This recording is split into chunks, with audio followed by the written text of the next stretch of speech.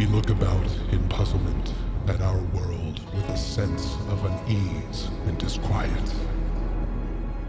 We think of ourselves as scholars in the arcane, trapped in worlds beyond our devising. The truth is far simpler. There are things in the darkness that wish us harm. Let us begin.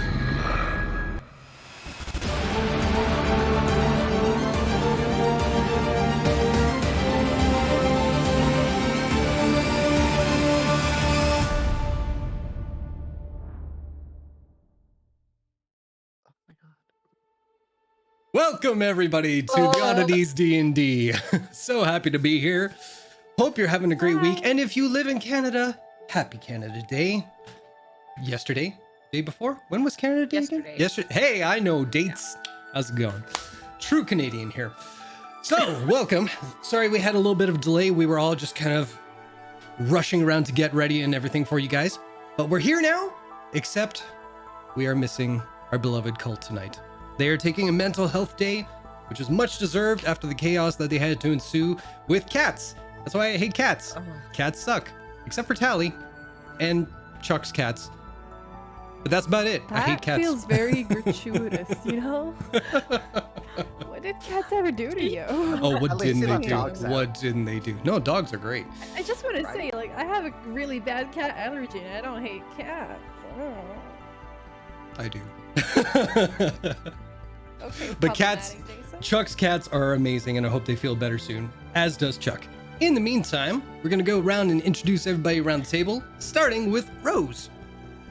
Hi, my name is Fred and I'm in distress, gastric distress.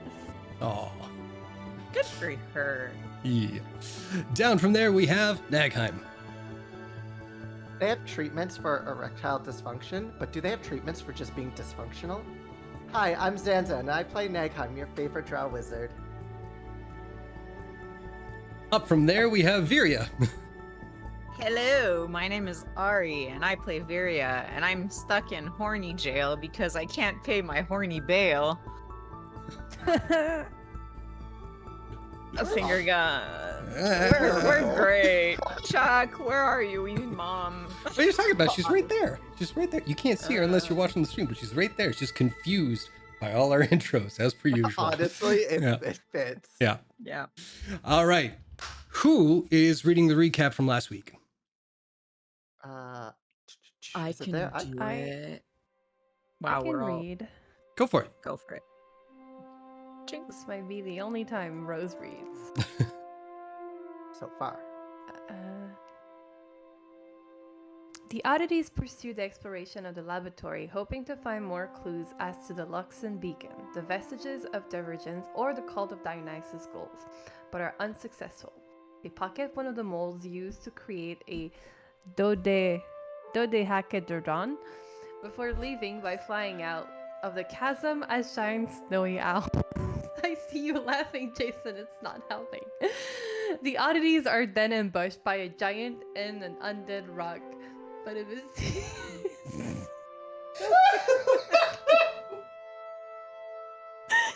joins the fight after taking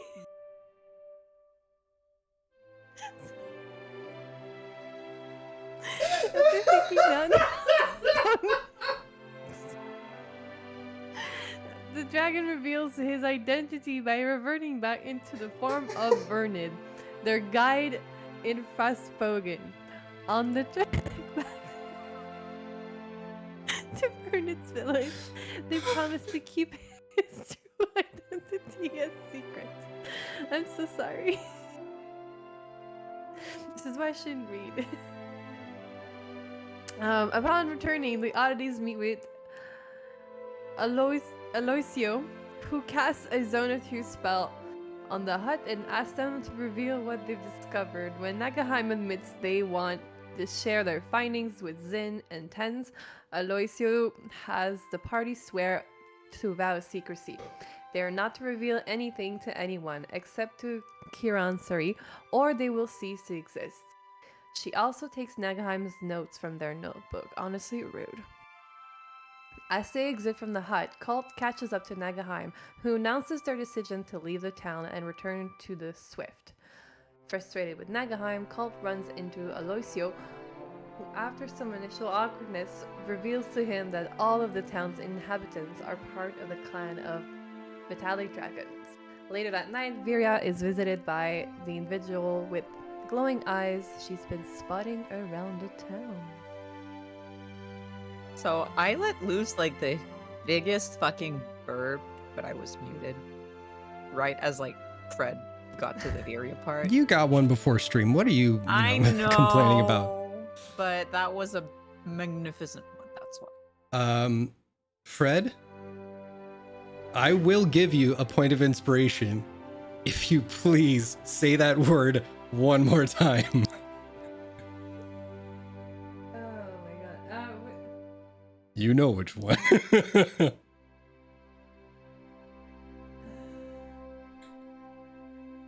Dodecahedron.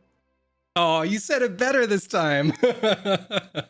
But you did say it, point of inspiration, because that was the biggest laugh I've had in an entire week. Thank you so much for that. Oh my gosh. Oh, somebody clip that. That was amazing. I want to watch that like on repeat after this. But Put it as our It's so hard to second keep ring. going, and then I had Jason. I'm so falling sorry. apart No. on the side. I apologize, but it just killed me like nothing else. Oh, man. Oh, man. Oh, my guts still hurt. Oh, God. And now I got to talk. All right.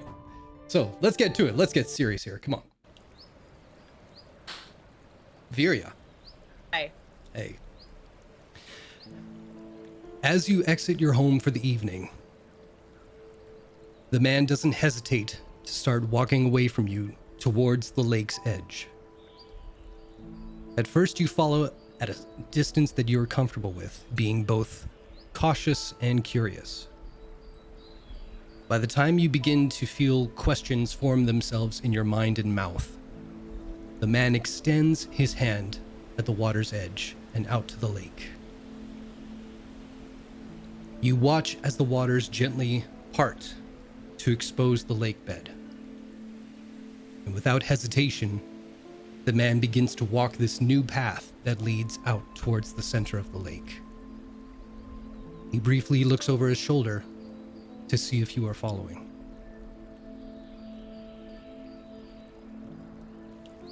She's kind of taken aback for a bit over, his parting of the,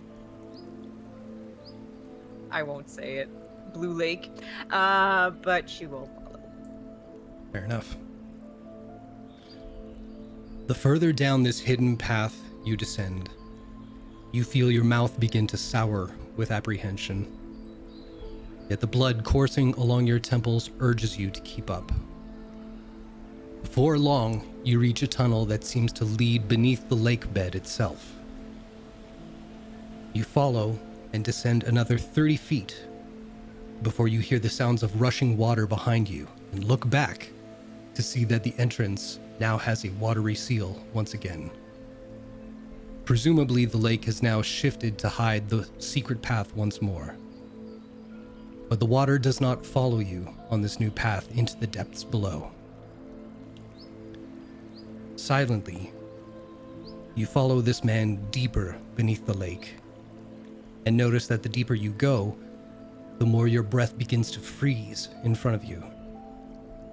The ground shifts from stone and broken rock to frost that eventually becomes solid ice. And after 100 feet or so of traveling down this hidden tunnel, you manage to see a light source ahead. The mouth of a subterranean cave that opens into a wide expanse of room that looks a little bit like this.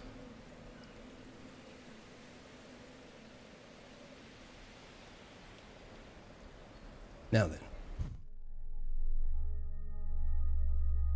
The ground beneath your feet is a frozen body of water that seems to extend out hundreds of feet.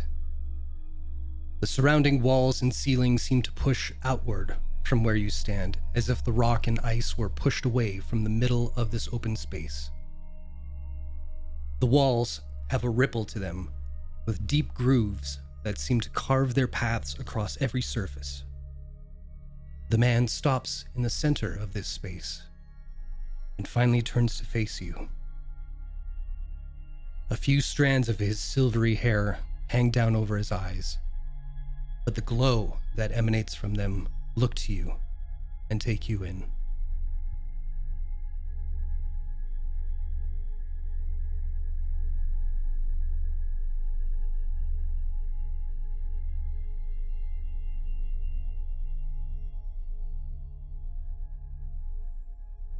Okay, this is awkward.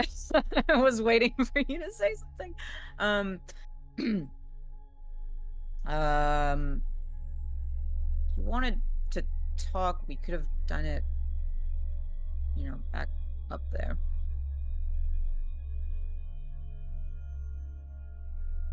You came to this land with your friends, requesting knowledge of an age that should be left in the ashes. The mortals of that time overreached in their lust for power, and it brought about a calamity unlike this world has ever seen. I do trust that you and your friends do not have destruction of the world in mind. But my trust is not yet earned entirely. I will ask you to speak true and tell me why you are here. Okay, fair. I wouldn't trust us either if you didn't know us. But we're mostly... We're not trying to destroy anything. Quite the contrary. But why... I mean, I've been looking around for you, but why do you only want to talk to me about this? Could have asked for everyone.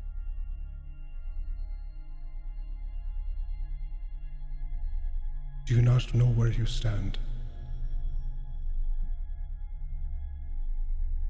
Well, no, some underground cave in a hidden village in the middle of nowhere. Am I to believe that you come here, bearing the shards of Saphira Shidhim without any motive? Oh, I knew it. You're her boyfriend. No. Oh, sorry, this is awkward.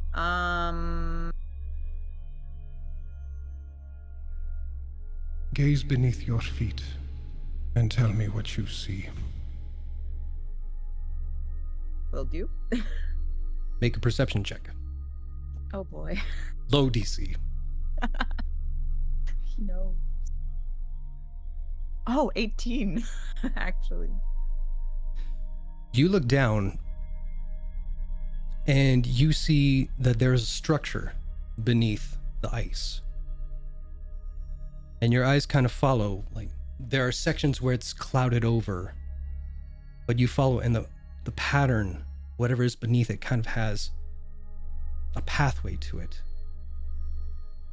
And at first you almost follow it like it's a pathway to walk across, and you're trying to make sense of what you're seeing. But you've never seen something of this scale before. You've never seen a spine, bones, wings, a skull. You found Saphira Shidhim. Oh, fuck.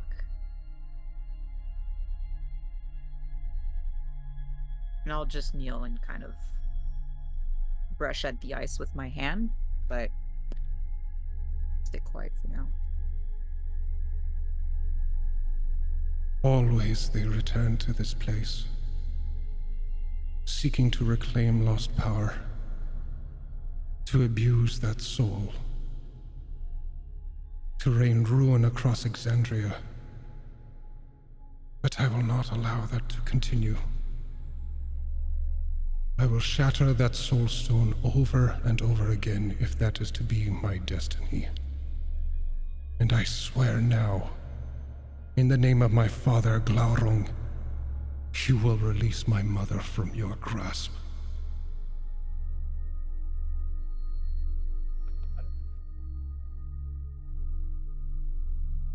Ari has short-circuited. That's what I was going for.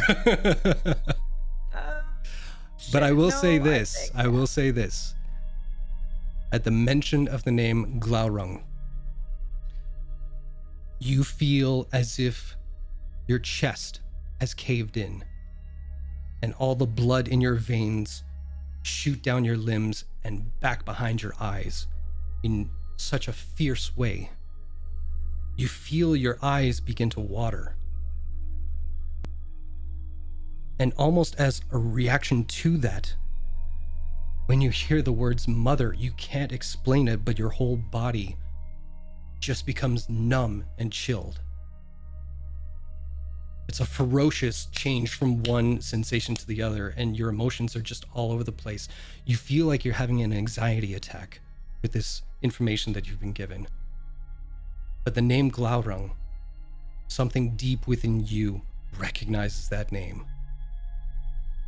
But it's stunned at what you've just been told. I'll need you to make a wisdom saving throw.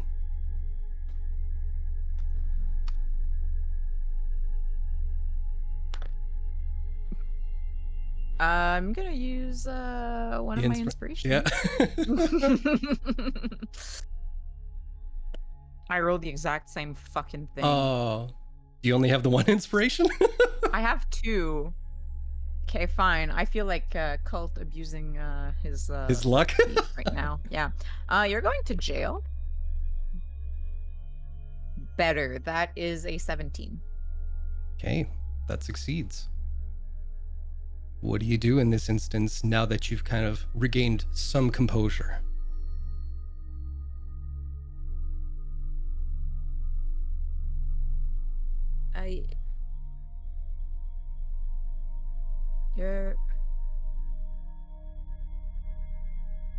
I'm not here to destroy Exandria or abuse Saphira's soul in any way. We're kind of partners in this. What do you mean? You're her son, but you want to... Are you trying to protect her? Confused. You see him bend down slightly. And before you realize, like, oh, this guy's getting ready to sprint, boom, he is right up in your face. And he crossed a lot of feet to get there. So he is about that far away from you now. And he just reaches down and grabs Saphira's gauntlet in his hand. And that's when you see something, not necessarily see, you experience something that you've never experienced before.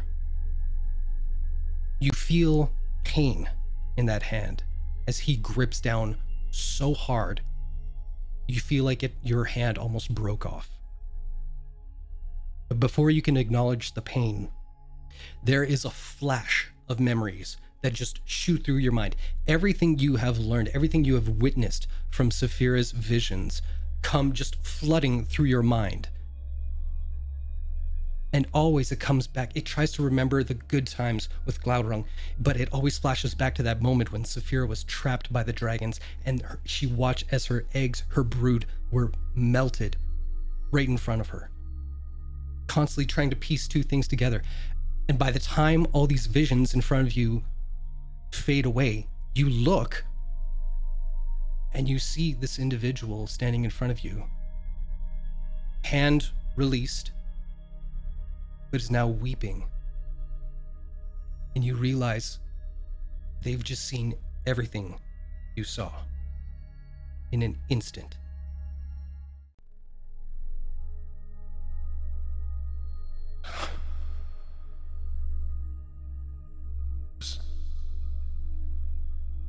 That was... What did I see? Well, that was your mother's memories. think. I'm really not sure on how all the dragon stuff works at this point, but I think so. I think she wanted you to see that. She was shattered. You see him kind of stumble backwards a little bit, not really. This isn't what he expected.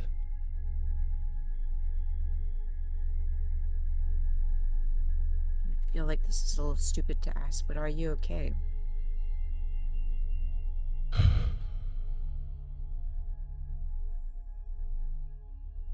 You say you know of my mother.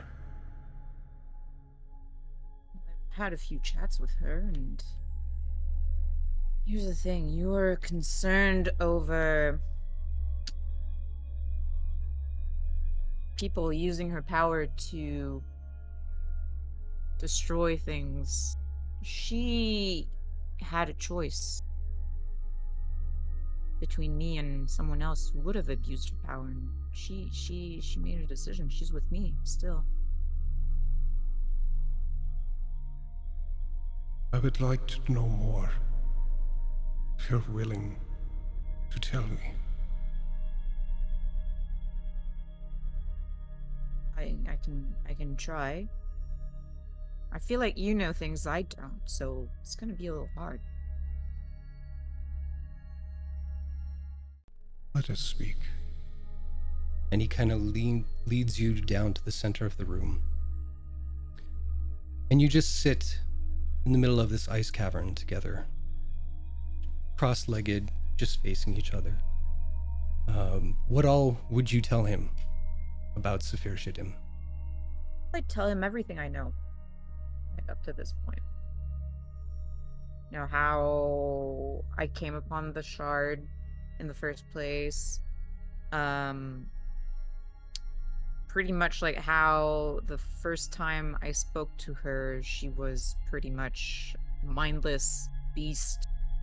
Couldn't really understand her motives, and as I started collecting more of her shards, and she showed me visions for me to understand her better, I got to know her and know her intentions and know how she changed through it all.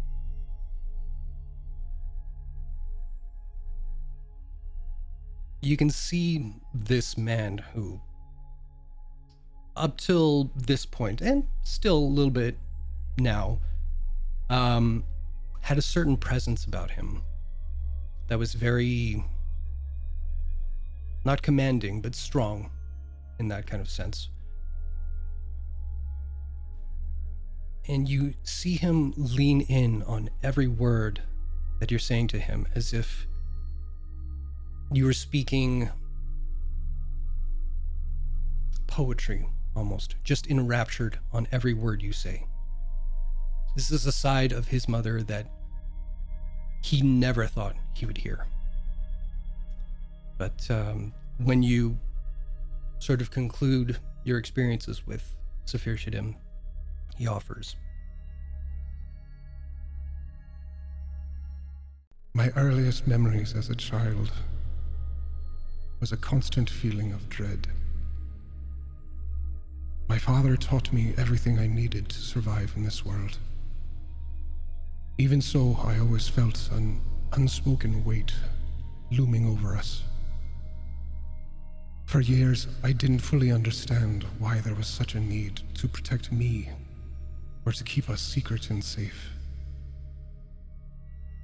When I became of age, he told me of my mother, of the history she witnessed, the life and love that they shared, and the cruelty she endured in the end.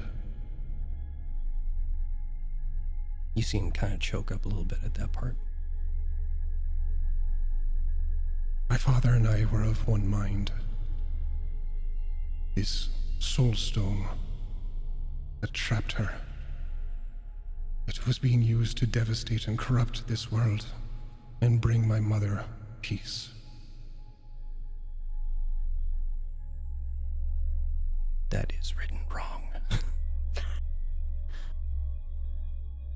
It took far too many years to finally achieve our goal and find the Soul Stone. It was in the clutches of a venomous dragon named Raishan, being used to rain terror and destruction where she pleased.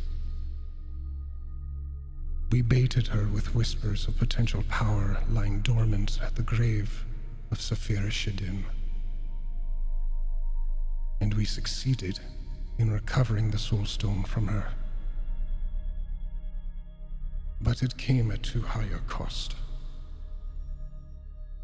My father suffered grievous wounds that would fester and corrupt him slowly over time. And in my anger I became cruel and torturous, eventually making Raishan watch as I shattered the stone before her very eyes. And I made a vow that to the druids of this land who aided us in our time of need, that I would protect them from the outside world, if they would but curse that foul beast tenfold of what my father suffered. The final lesson that my father passed down to me is that time can be very cruel. Shortly after the shattering, my father's passing was upon us, and it was as I laid with him in his time of need that Raishan managed to escape, taking the broken fragments from the shattering with her. I swore to my father that I would hunt her down and destroy her once and for all. But his last words to me were of secrecy, of protection, of promises. As the druids of that time faded with age, their wisdom took root within us all, and more of my kind, who had become outcasts, found a secret sanctuary within this forgotten part of the world. And I, their protector, I know there will come a day when I must be revealed to the world. But until that time, I am honor-bound to protect my people. I'm sorry about your father's passing. Why do you say that you'll need to reveal yourself to the world? What's forcing you into it?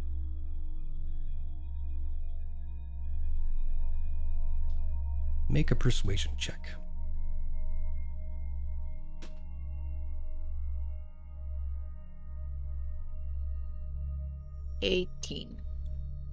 Oh. Somebody just met the DC. Wow.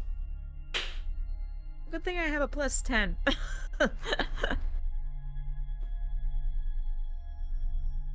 Do you follow any faith? No. I mean, where I'm from, people, they do believe in anything. Guess you could say the Storm Lord, but not. Can't say I do. No. Are you at least familiar with the Pantheon? Yes, I mean, I know names.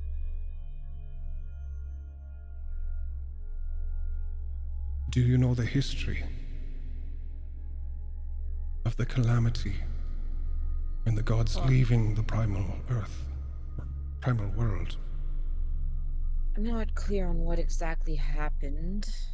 Just know some sort of war of the gods happened during the calamity and kind of nearly destroyed Exandria. That is true. When the dust settled on that war, they decided the path of inaction was the best course, and they sealed themselves behind the divine gate, never to return to the mortal plane. As well, as those that are labeled betrayers, sealed away, never to come back again. And should either return to the mortal plane, its counterpart would be able to do the same. I trust that you know the name Bahamut. Yeah, Platinum Dragon. Don't know much more beyond that, but There has only ever been one Platinum Dragon, and within them lies the power to shape the world. Should a Platinum Dragon ever return to the mortal plane, then there must be balance. Tiamat must rise. And he turns to face you, and you see a ripple extend from his glowing eyes and down his body, revealing platinum-colored skin. Now, I will get you to make an intelligence check. okay. 10. Got it. Oh shit. Yeah, the intelligence was just to make sure that you don't shit yourself. Yeah. To put it in real world kind of concept, this is like someone revealing that the Son of God has just come down to Earth. D&D Moses. Yes. Oh. She just kind of like falls on her ass. He extends a hand to help you back up.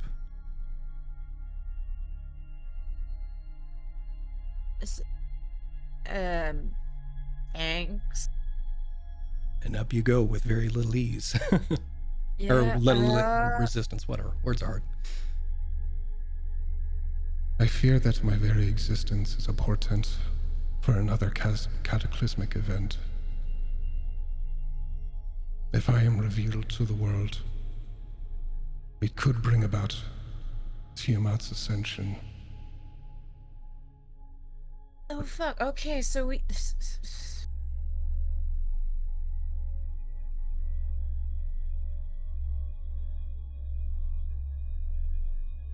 All right, so my friends and I, we're here to learn more about, cultists potentially bringing back the Chained Oblivion, but you're also saying that Tiamat might also be a problem at this point. I cannot say when or where. But if I were to be known to the world, it is possible. Okay. And you're trusting me with this information. You have gained the trust of my mother.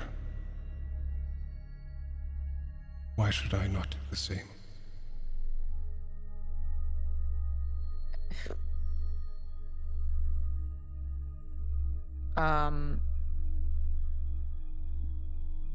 Yeah, good. I'm not even sure if that's a good point, because we've only spoken for what, like an hour at this point. But oh fuck. The whole thing with your mother already, I feel like that was beyond me, but this is even beyond that.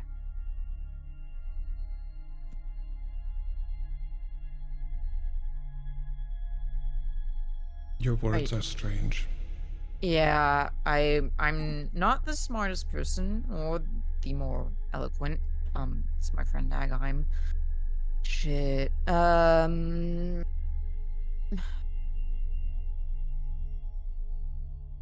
Yeah, I'm stumped.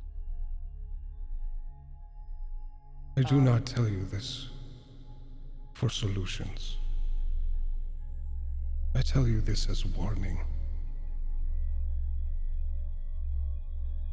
No pressure.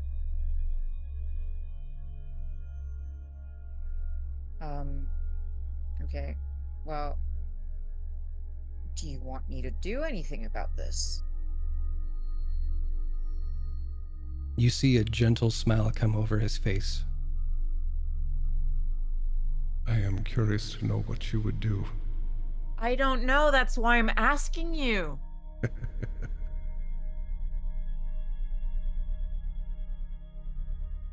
Are all dragons as cryptic as you and your mother? Like, you can't just be direct. You can't just tell us what you want, right off the bat. My mother is cryptic. Well, she was at first, yeah. That's amusing.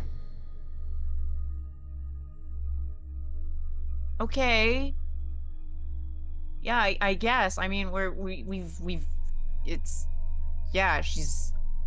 she is kind of still cryptic in her own way, so I guess it is a dragon thing, but she is...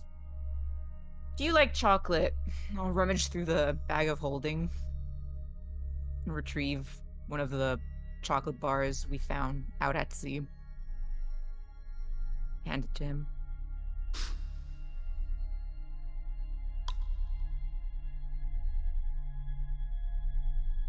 This is very good. Yeah. Well, that's something you have in common with your mom. How did my mother... It's a long story. Should we sit back down? I mean, she speaks to me through my dreams, and for some reason I was able to produce dream chocolate, and she tasted the dream chocolate and she really liked it, so I assumed maybe you would. And lo and behold, you do. You managed to feed my mother dream chocolate, but the idea of a dragon returning I don't is know too how it complicated. works. I don't know how it works. It just worked. Fair enough. I'm not a thinker. I just do things. And just like continues, like mumbles off, like probably can't really get what she's saying at this point. Well, I'll tell you what. I'll get you to make a either a charisma. You can throw on persuasion if you want.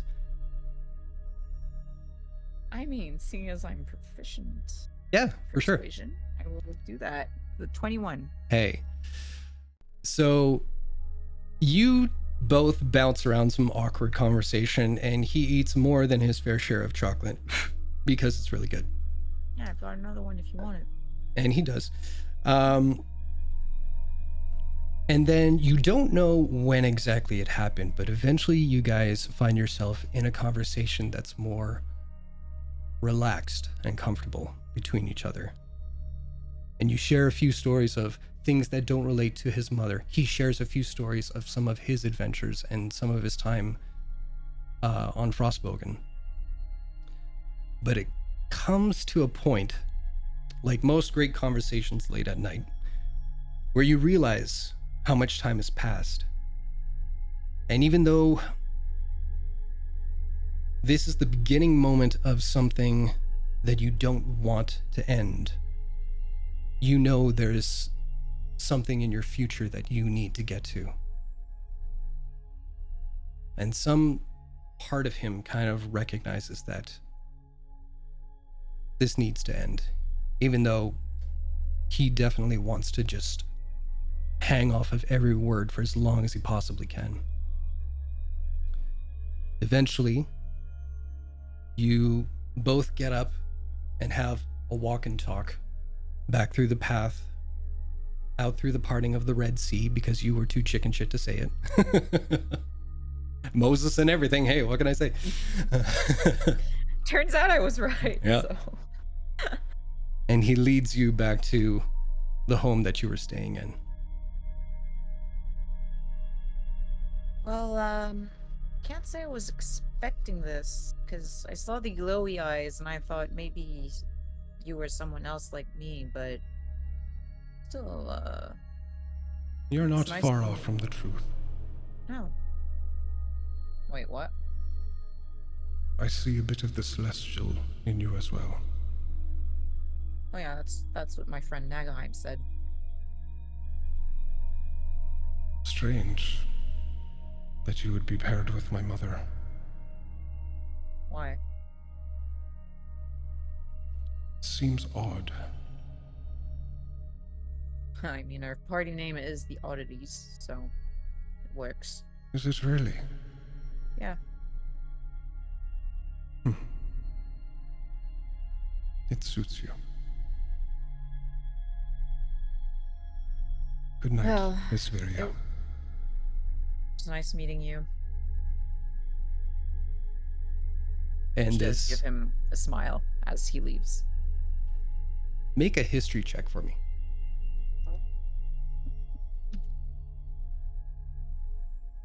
18. It was very nice meeting him. Too bad you didn't get his name. Wait, wasn't Glorion? No, that's Saphir Shadim's partner's name. I'm It smart. was a good conversation. Although I saw something really cute. Wait, what's your name? Maybe you'll find out some other day as you leave. But you do go into your home for the evening. And as you lay down,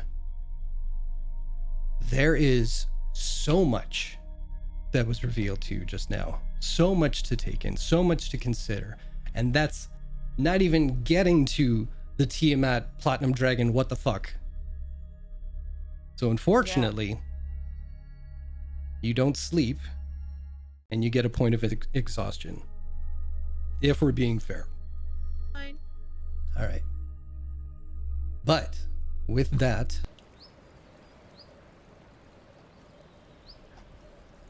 the next day comes, and as you all rise to the new day, slowly taking stock of your belongings and weapons, working up your resolve to face the cold once more, you head out your door and watch as the rest of your companions do the same, with an expression similar to your own.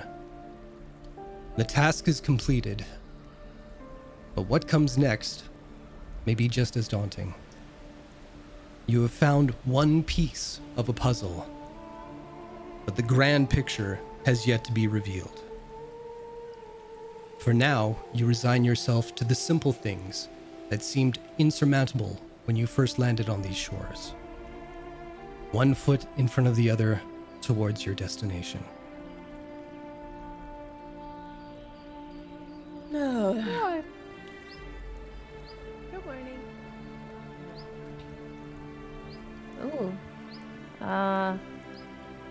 You got a little bit of those going on, dearie. Get a lot of sleep. Something troubling you? Well, yeah, kind of, but also no.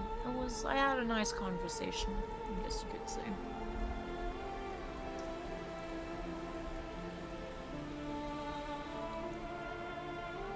I was just gonna be like, huh? Think too hard about it. It's fine. I found who I wanted to meet. Oh. Who was it? Oh, just some guy with glowing eyes. Nothing special. And as you all begin to check in with one another and prepare to set out for your journey, that nobody special appears behind Viria. Oh, fuck.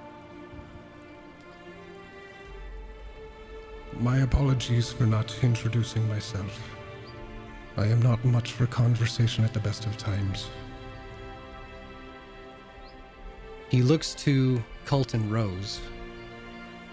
I'm told we were able to have an accord between our two parties, and I am glad to hear it. Kiran Sari is a good man. I knew he wouldn't put his faith in people without good cause. But we had to err on the side of caution. Hopefully in time, you can forgive our insistence on secrecy. And he gives you both a very slight bow with his eyes to the floor. So you know know Kieran Sorry? I have for quite some time, yes. He's just really popular. Yeah. What'd you say? I'm sorry? Rose just goes, Kieran Sari's just like so popular. Everyone knows him. Also, who are you? Oh yeah, Rose Colt, this is... And she finally realizes she doesn't have a name. My name is Lindis. Lendis. Sorry. If I may, before you leave, I would like to borrow your friend Viria for a moment. Well, I mean, and if she doesn't mind being borrowed. If she doesn't mind, yeah. Yeah. How can I help? Oh, you want to go that way? Okay. Lendis holds out a hand to guide you a few feet away from your friends, just to have a private word. There is something I believe you and my mother would wish to see before your departure. If you would permit me to take you there. I'll throw a look back to Colt and Rose, and I'll just kind of like point to the earring and go like, "About Nagaheim." She mouths, "What about Nagaheim?" And then Rose Even Colt gestures looks to Rose "Oh, like... the ship. This is a ship. Oh, that ship.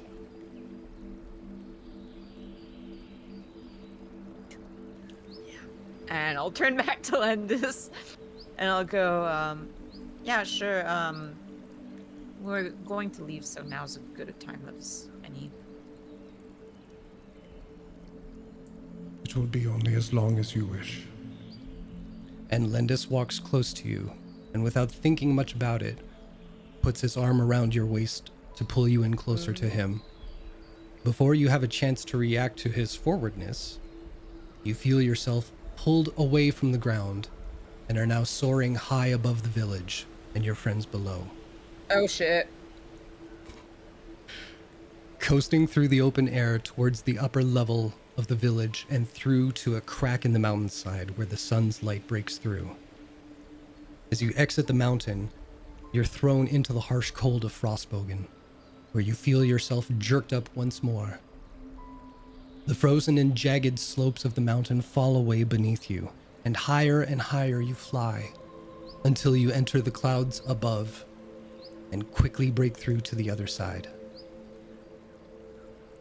The instant change of the world around you takes you by surprise. The clear blue sky free from the perpetual snow. The sun shining bright enough that you can feel its heat on your skin and the warmth within you grow. Looking out around you, you can see many other peaks along this mountain range, piercing the upper atmosphere. And as Lendis begins his descent, you notice a hidden plateau that sits near the far edge of the mountainside. Standing on the ground once more, Lendis walks out towards the far edge of the plateau, as a few remaining tendrils of the cloud's mist dances around the icy surface. As you follow close behind, the remaining clouds dissipate on your approach, and you look out to see a very familiar sight.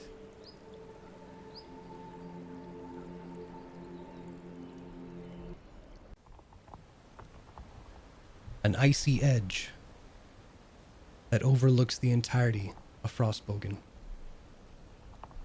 And apparently the playlist doesn't want to play. Hang on. Oh, you dick. Oh, that's tragic. What did I say? An icy edge that looks over the entirety of Frostbogen.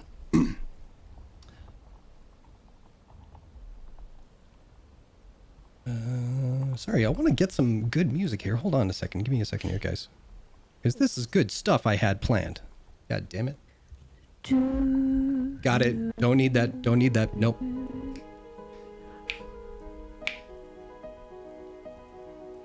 It's a familiar sight that you and Saphira have looked upon in silent comfort with one another.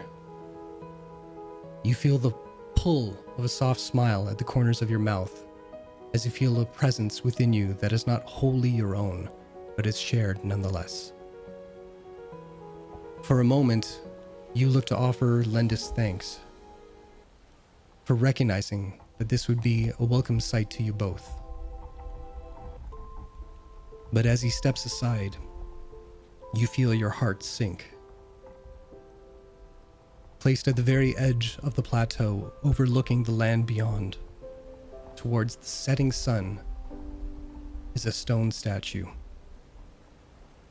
A man sits with his legs outstretched, holding himself up with his hands behind his back, as a woman leans into him as they watch the horizon together.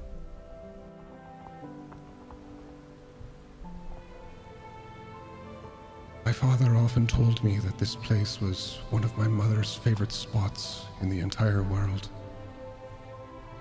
Everything I know about my mother was told to me while sitting here, watching the sunset. When he passed, I couldn't imagine a better place to lay him to rest. I thought she would want to know.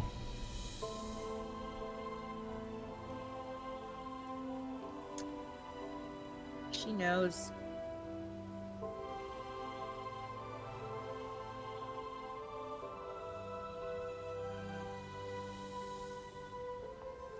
The three of you stand there for a while, watching as the sun once again rises over the horizon.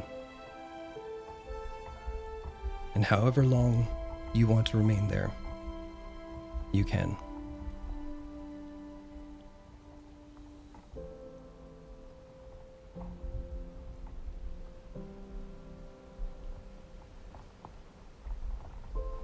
This is better in person. And I'll make sure to visit. The both of us will make sure we'll visit. He turns to look at you. I would like that very much. Promise, and I'll hold out my hand. He takes, but also puts his other hand on top of yours as well.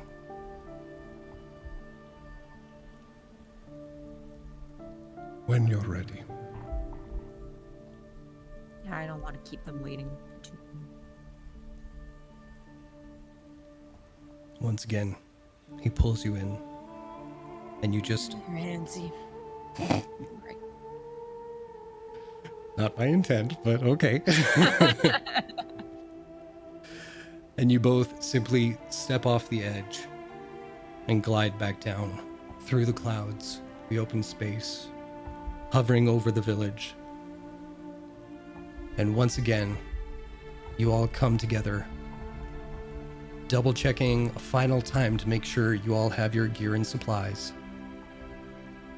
You take your first steps out from the village and through its dense forests along the shoreline of the lake.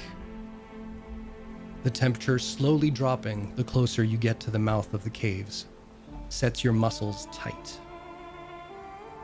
The one thing that is driving you forward is the knowledge that with every step you take, it's one less that you will have to spend in this frozen wasteland. And with that, you are all once again crossing through the gaping maw, whichever, of the mountain face, and across the ice bridge over the perplexing chasm. You reach the crack between two peaks that will take some maneuvering to get through unharmed. I would like all of you to make athletics or acrobatics checks, please. You're looking for a DC 15. I'll roll for Colt. Cocked. Natural 20. Nice. Ooh, there we go. 15. I That rolled a just 9 makes plus it. 6. Yeah. Right on. Amazing. All right. So, heading through that familiar crack again, you avoid all the pitfalls that some of you had on the way to this encampment. Crack indeed. Exiting the other side, you begin to retrace your steps as best you can from days prior when you arrived on Frostbogen, keeping your backs to the mountain peaks and trudging through the snowdrifts and outcroppings of rocks. You reach the point where you first encountered the pack of white wolves. The initial memory of that encounter reminds you that you may not be alone as you journey back to the shore. I would like you all to make perception checks, please. Ooh, occult does not do good. 11. 11 and 19? Okay. 19. Good thing we have Rose. Yeah.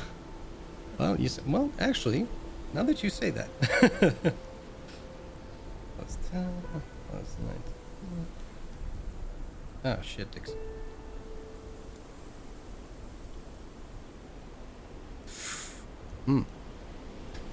So.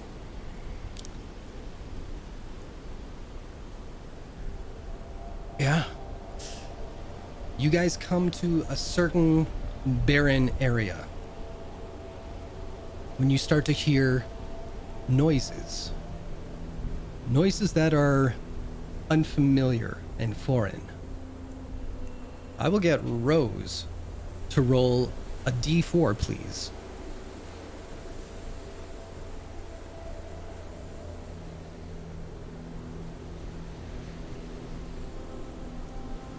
Four. 4. Guess what? Roll initiative. Oh shit. That was not a good one.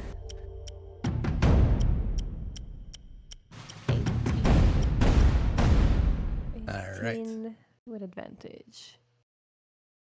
Boom, bada boom, boom, boom. Going over to the map. All right. So a 4, huh? All right. There we go.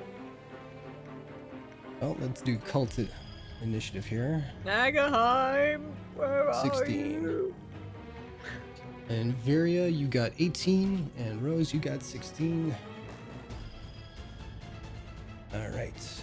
No, I got 18. Oh, that was me. I'm sorry. 18, 18. Great. Yeah, Rose has the highest dexterity, so Cool, cool, cool. she can go ahead of me. Sounds good. Yep. There we go. Okay. Awesome. Let's see here. So I got a few things to cancel out here. No worries. All right. Boom. So, at the very top of this round, I'll say because it's your initiative, Rose, you see appearing from beneath the ground and exploding through the snow, a skeletal creature unlike you've ever seen before. It just kind of shrieks out in this shrill kind of voice to everyone that kind of shakes you to your core. But it is your turn. What would you like to do? I'm gonna go. What is that? Is it aggressive towards us? Yeah. Okay. It's a Giving valid us the- question. No, it is. Flipping us off and going like, It could just be like, it could just be like very ugly, but like very nice. You never know. This is true. You know what? If you want, you can make a free action persuasion check to see if you can be friends. Hey, buddy. 23. Natural 20. Hi. Let's see. What would I roll to counter that? What my brain is all a fuzz because I just saw natural 20 pop up. I'm like, you're fucking kidding me. Would that be a charisma saving throw or wisdom saving throw? Charisma. Maybe Jeez. charisma. Well, because Charisma? what is he saving against? Like her attempts to be friends? I guess. Like, I don't know. I guess feel like there should be an charisma, attempt, yeah. right? So charisma, we'll say charisma because persuasion is charisma, right? Yeah. Okay. Yeah. This is going to be hilarious. A 2. So you say that to this creature and Hi. Oh. you see kind of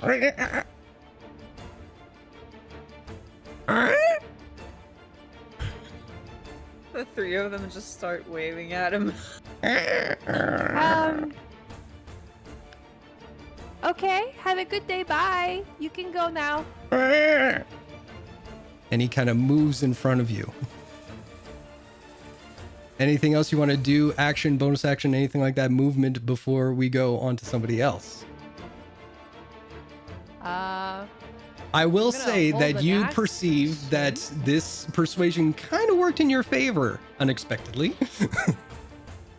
I'm a hold on action if things don't turn out the way that I'm thinking, but I'm not gonna be like holding on to. I'm not gonna be actually holding on to my axe, but I'm just gonna be ready in case.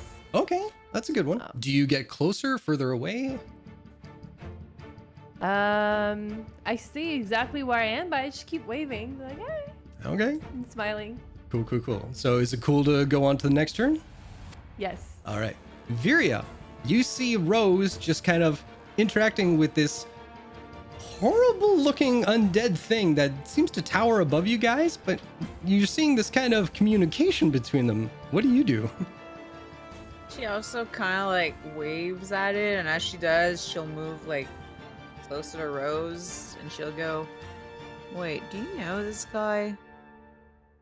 No, I just said, hey, buddy. Hi. You can go on now, and I think it's working.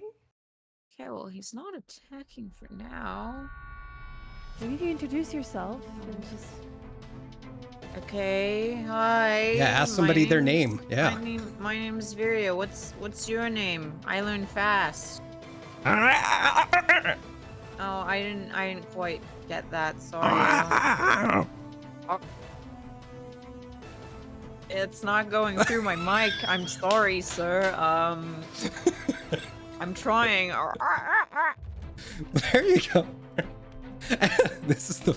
Okay, make a performance check real quick.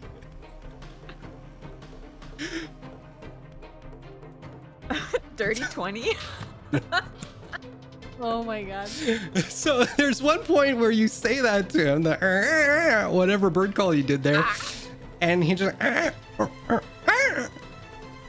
Oh, oh, okay. And she's just gonna like mimic him, which I won't. Oh, okay, cool. And I won't I'll ready an action again if this thing turns aggressive. Yeah. I will let loose an Eldritch Blast at Okay. it. Fair But enough. for now, she's just kind of still waving, still humoring Good, this good, dude. good. Yeah. And anything else you want to do on your turn, or do we go on? That's it. Yeah. Okay, so, Cult seeing this, and Cult being Cult, you know, they're like, hello, mate, how you doing? We were just passing by this way. Don't know what you're doing here, but that's a lovely frock you've got on there. Word vomit.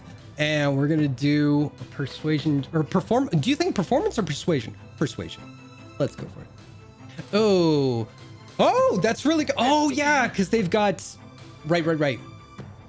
Well, this guy isn't pissed off by what Cult has been saying to them, but he sees that Cult has kind of joined you two as well.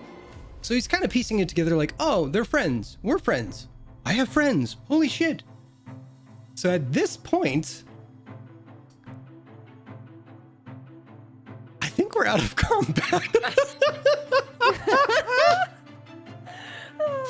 But I will get you both to make an insight check if you would.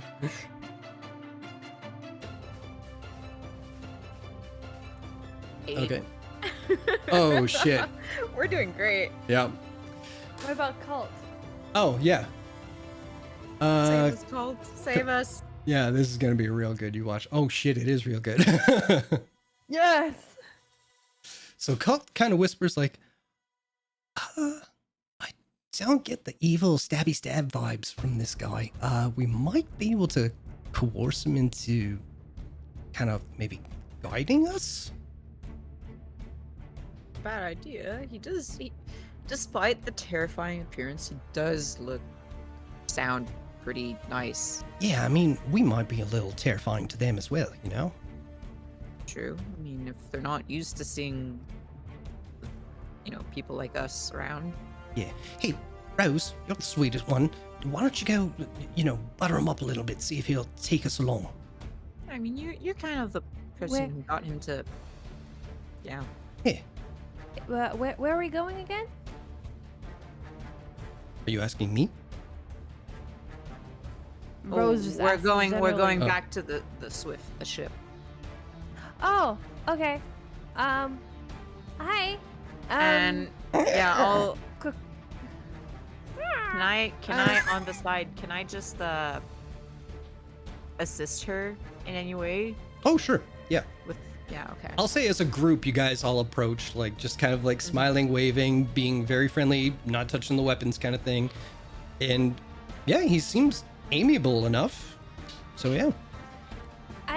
So Rose is gonna talk to him and be like, anyway, we need to get to over there where our ship is, but this area, I feel like sometimes it's a bit dangerous, but I feel very safe with you. Do you mind walking us to our ship? Protecting us? You see guiding him us? kind of turn to face, and his legs and hips stay, but the rest of his torso just kind of all the way back. He's like, and he just kind of and starts walking away in this very broken, jaunty, like, Pirates of the Caribbean-esque way. I like your walk. It's very cool. Thank you. And yeah, you guys scored a friend to escort you down to the shoreline. This is not how I saw it going, but I am so for it. I absolutely love it. All right, so let's kill the creepy music now, and we're gonna jump back to the normal screen. There we go. So, Cult, Rose, Viria, and what do we want to name this guy? Kaka. Kaka? I love it. Kaka it is. All right. So, now that you've made a brand new friend, you eventually cover enough distance to see the setting sun in the sky, and you'll need to find shelter for the evening. So I will get you each to make a survival check at advantage. Again, I will, through the earring, just send out a, Nagaheim, are you anywhere near here? Just, if they're within 500 feet in any direction, maybe For they'll sure. hear this. For sure. And a survival check at advantage. Not bad, 15. Cool. So yeah, each of you kind of look around and try and find a specific spot that would like kind of suit your needs, because you don't have the bubble today. You're going to be having to rely on tents and everything. And you look for a proper outcropping that would shelter you from most of the storm. So shortly enough, you find one that's kind of got like a little bit of an overhang. You have to kind of dig out some snow that you can put the tent in proper so that you're actually away from most of the breeze. And it's about halfway into it before your newfound undead friend, Undead friend. I'm so sorry, kind of looks at what you're doing kind of strangely and just kind of pieces things together and goes, "Ow!" And he rakes his claw. His claw is about the size of Rose's torso. He rakes his claw down the side of the stone that's protruding from the ground. And you see these claw marks begin to glow and then widen and separate. And you see there's a portal that leads to an undisclosed space. And he kind of ducks down because he is very tall, and he goes, "Meow." Oh, I think he wants us to follow him. Oh, that's Should this we might be better than follow tent. giant skeleton monsters to unknown portals? And as you I mean, two this are could be worse discussing than this, you sleeping see in a Colt tent. just kind of like dumbassery right in because he doesn't know any better. Oh, fuck, we should. Okay. Alright. Viria will duck in through. Fair enough. All right. Vamonos. With that, you guys enter this new space, and it is the stuff of nightmares. It looks like there are bones and skins of every creature that could possibly have lived on Frostboken at one time. There are strands of straw and hay kind of tossed about a little bit, not for furnishings, but more to soak up the blood and everything. And there are literal like bowls that are just filled with this kind of congealed blood. And there's a smell of like iron that hits the back of your throat. You feel like you just stepped into like something along the lines of Texas Chainsaw Massacre. But one thing, your friend Kaka goes to the very back of the space and pulls this one large stone tablet out. And as he stands back, he kind of goes, "Ta-da!"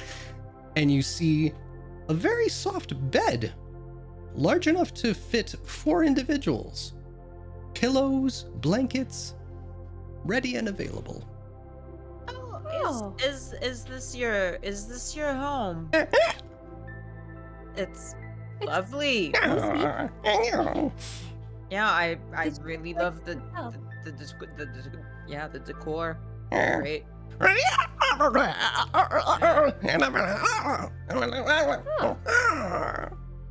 Uh-huh. that so? Yeah, very, very, yeah. I can Rustic. see the Zen influence. And he wipes Okay. away a little bit of the blood. Uh, Ah, thank you. I wouldn't have noticed. So is the bed for us? Oh, well, that's very kind of you. Are you gonna be okay to sleep though? No, we don't want to take your bed. Yeah, you're sure? So you're gonna keep what? But you need sleep? No? Oh, okay. Why does he have a bed if he doesn't need sleep? Overnight I wish I guest? could tell you, but I can't without things. All right. Well, have a good night, Kaka. Thank you for the hospitality. It's much appreciated. Very appreciated. Yeah. And you see them kind of stalk towards the entrance and just kind of sit there. And it's almost as if the lights just go out in Kaka and they just kind of wait at the front entrance there. But the rest of the evening is yours. Rose, Colt, do we want to figure out some kind of watch? This is fucking weird. Yeah, just in case. I mean, I can Or- meditate for 4 hours, and then we just need to figure out the last 2 to do 2 hours, 2 hours, right? Yeah, Colt. You wanna do 2 hours and then. Fuck, I'm fucking exhausted. Yeah. Well, how about I do the first 2?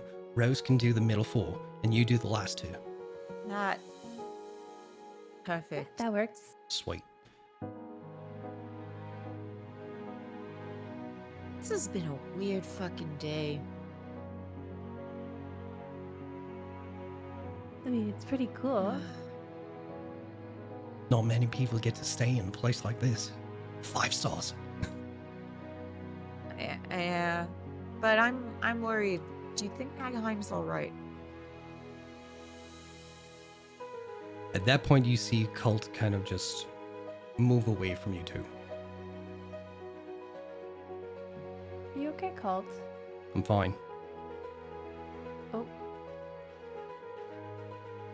Well, I know you two had a disagreement last night, but Said I'm fine. was it that bad? Okay, fine. Won't cry or I think anything, but you once told me that I could talk to you if there was anything wrong. Well, it goes both ways. Yep. Yeah, okay. I'll just go sleep. I'm fucking dead. All right. Perception. Well, yeah, why not? All right, cool. All right, so the first 2 hours, Cult is awake. Nothing really happening. Kaka just kind of stays there motionless. And then eventually, Rose, you feel a little shaky shake. So you take your watch. I'll get you to make a perception check.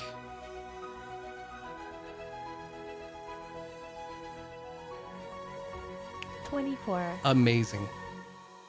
The only thing you take in is like the decor.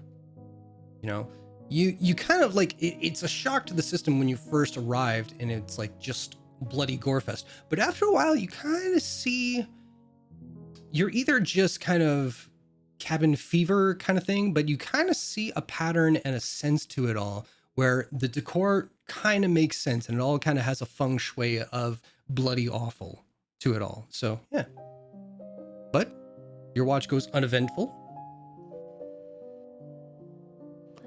Hey Viri, it's your turn. 5 more minutes, please. Okay.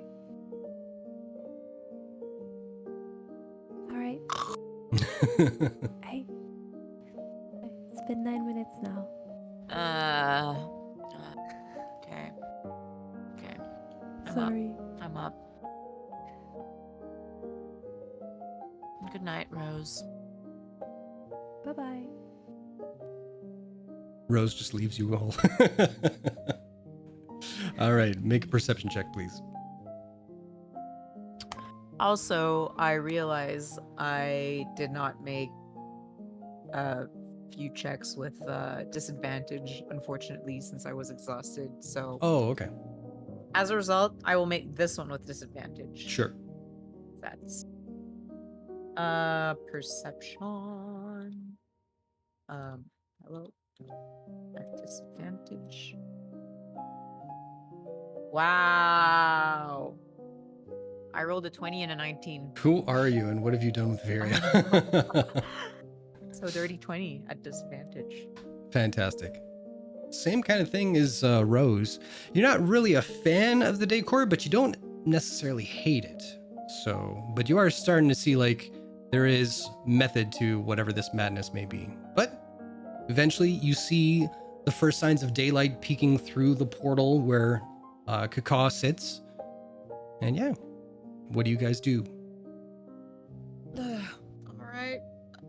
Up you two.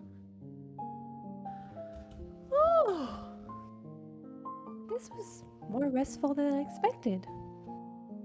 I mean, the bed We was better pretty be sleeping in a comfortable. tent. Yeah. Alright, come on, Colt. Up. She'll nudge him. You nudge him and he just a little bit before he gets out of bed. Oh, that's foul. Oh, It great. stings worse than this entire home. And I really hope Chuck watches this back and they know cult farts are worse than the dead. Yeah. Yeah.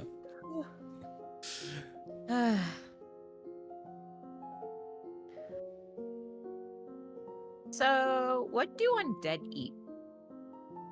Do you I mean, probably a bunch of. She looks around like raw meat, but we don't really have that on us. Do you think it's offensive to ask? No, we could ask him for his dietary restrictions at the same time. Is Kaka up? I just feel Well, like they're still in that kind of like crumpled position. I just feel like since he's graciously hosted us, we should probably make him breakfast.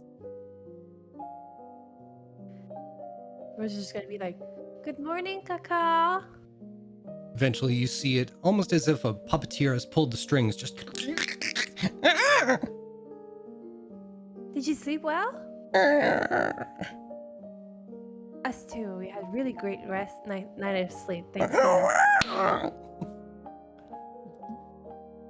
Say, we were wondering, do you eat breakfast? Do you? Yeah. So we tend to eat a little bit in the morning. We call that breakfast. We were wondering, do you eat breakfast? You Would see, like he's to try kind of, it. yeah, he's kind of puzzled on what you're talking about, but you're more than welcome to try. Do you Oh, do you if have you don't any mind. favorite foods?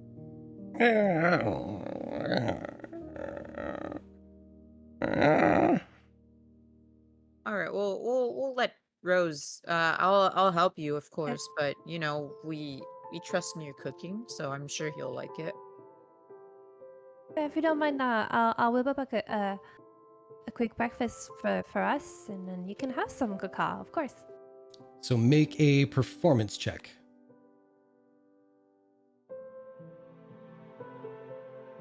Amazing. 27. So, what all do you make? I make some very simple, like omelet toast. Okay. Fair enough, fair enough. With like little on top. Gotcha. Spring onions. Excellent. And with the 27, yeah, you bang that out because it's so basic but so perfect for first thing in the morning. And you make enough that Kaka can sample some. And if there's a want for more, he can have some. If not, you're the human garburator, so you can actually clear it up, no problem. But you see Kaka kind of like watch you all first to see like what you're doing with these things, and then he kind of tries to mimic it a little bit. I'm gonna make a random. What would a taste test be? Would that be a constitution check? I'd say either like Constitution, maybe Survival. Constitution for me. Yeah, Makes a lot of Constitution makes sense. Yeah, let's do that. Okay, let me just pull him up here. There we go. Constitute. Oh, okay. I don't know why it's a saving throw, but 20. You watch the undead eyes of this creature kind of light up. And you can make an insight check if you want to, Rose. They literally light up, like they're filled with a glow. Yeah. The few remaining flecks of undead leathery skin just kind of part a little bit more to kind of show more of the eyeballs that are just kind of like rolling around in his head. But you swear for a moment you find a little bit of recognition on his face, like something from his living childhood has brought him back to this place with the taste of this eggs on toast, and he just devours it. So much so that he ends up eating like one of his fingers off as well, but he doesn't notice because it's so damn good. And he kind of looks and he sees that there's one more slice, and he just kind of towards you, Rose. And he reaches out a big like it? bone hand and just quickly grabs the other one. I think he does. Well, I think you like breakfast, Kaka.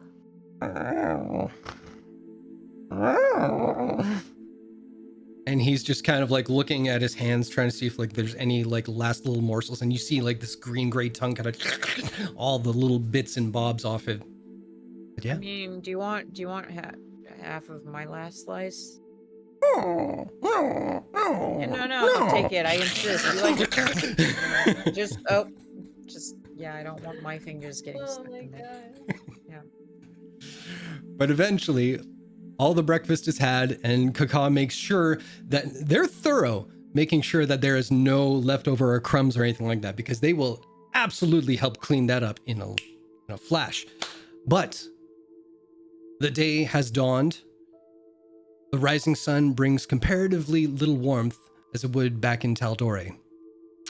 But even a hint to help free you from that unbearable cold of Frostbogen's evenings is a blessing in itself.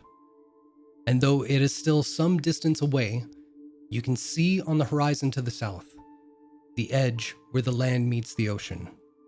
The end is in sight. As a silent prayer, you tell yourselves, just one foot in the other, one foot in front of the other. This is a good time for a break, ladies and gentlemen. All right, thank you all for hanging in there and chatting in the chat room. We're going to take a quick little 5-10 minute break, and we're going to jump back into the action. Meanwhile, during the break, you get to see the lovely emotes given to us by Nicola Nora that all our subscribers get to enjoy, and the lovely art by our fallen rogue tonight, Chuck Monty. So enjoy that, and we will see you in a little bit.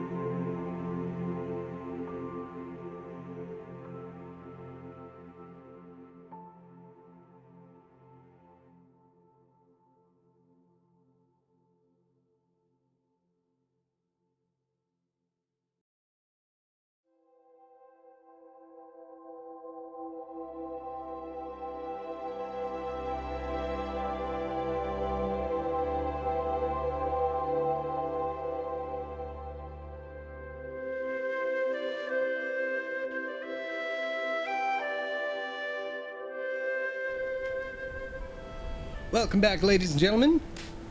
All right. So, as you all head out with your guide, what was it? Bok Bok? No, what's his name?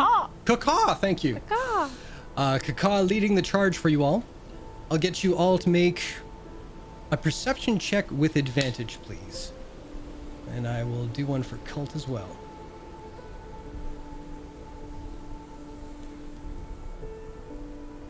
17. Nice. 21. Oh no, Colt. He got 2 1s! What the fuck? Oh my Zibi, god. what's going on? Relatable content. Wow, okay. I didn't think I would need to do this, but... I'm gonna use my Wow. luck. Point. Oh shit, yeah, I should, shouldn't I? Hold on. Let me just see the average first. It's a luck point. Okay, here we go. Oh, that is too funny. If I get 2... Okay, a 3 I saw first, and then the natural 20. So Wow. you're all good. Wow, Cult, you need to come back. I cannot be Cult. Shock. Yeah. All right. Baby, come back. Finally, just as the setting sun begins to change the illuminated, overcast skies to a darker, sullen gray, you hear the lapping of water, the creaking and cracking of the ice colliding into itself, the smell of the salt water in the air. But before you finally come to its shoreline, you notice something along the ground. Tracks. Tracks of a very large animal. And I will say, Rose and Viria, what do you two do? So beyond these tracks Sure. being those of a very large animal, like, is there any, like, feature to them that would make them distinguishable, or? They look similar enough to wolf prints, but much, much larger. Would I know about direwolves? From Isilra, yes, you would. Okay. Do these look like anything? If they were, Similar. you would say this would be what you would call an alpha, if anything. All right. Possibly a direwolf, an alpha. But I I'm will not sure. I will add this as well. Both you and Rose don't see any sign of Nagheim.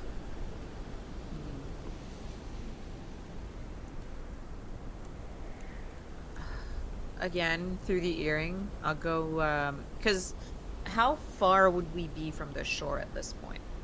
You would be far enough that you could see like the broken icebergs and everything kind of floating off into the distance.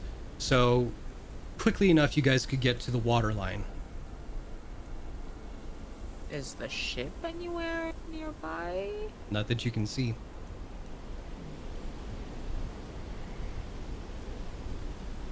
That's very odd.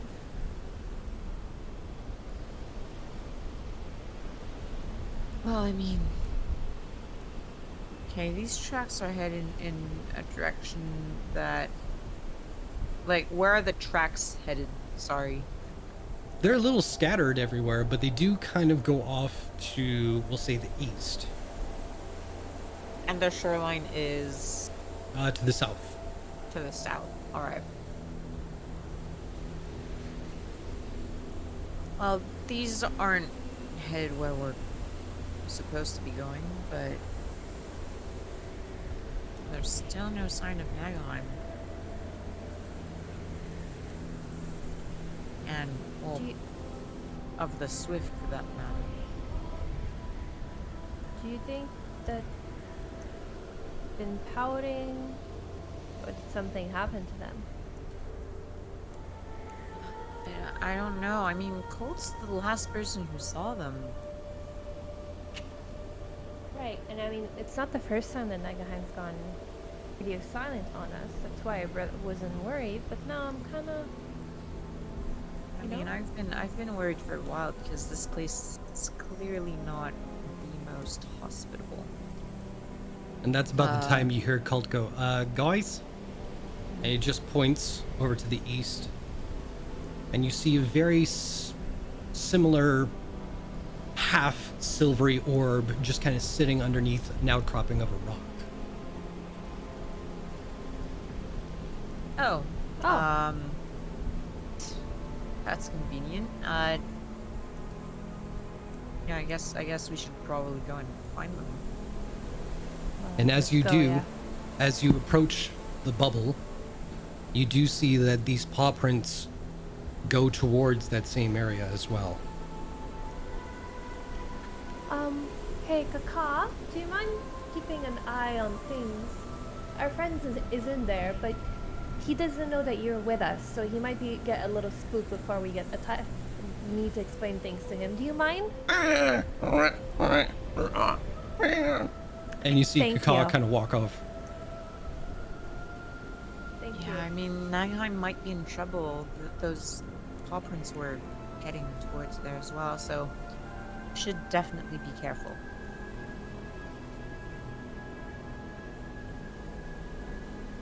Let's go. All right. You guys head towards the bubble, and by the time you get outside, you see the paw prints just kind of circle around the bubble a little bit. But no sign of any other creature outside of the bubble itself. Not that it's a creature, but you know. And just like knock on the bubble's facade. Absolutely. You try to knock, and your hand goes through it. Oh, and I'll poke my head in.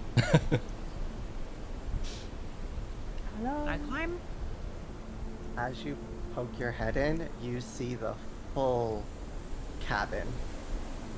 And sitting there is Nagheim with tea, with a fresh pot brewed. Morning. Where's Viria's head coming from? The front door. Yeah. Okay. Just So mounted floating, on a like- wall. Exactly. I was hoping for a random wall too. Morning, Nag. Why did you... And she will walk fully into the bubble. Why did you... Like, what gives? Why did you just... I'm happy to see you're alright, don't get me wrong, but why did you just up and leave?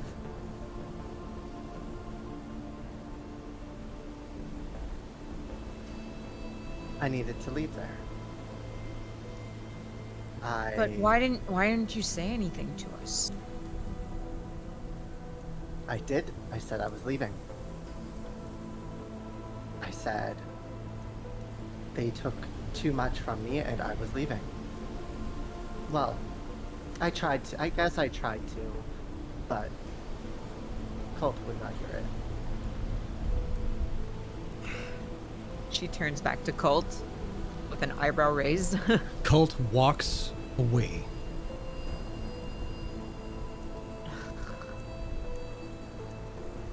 Alright, well, Rose and I definitely did not get the memo about that.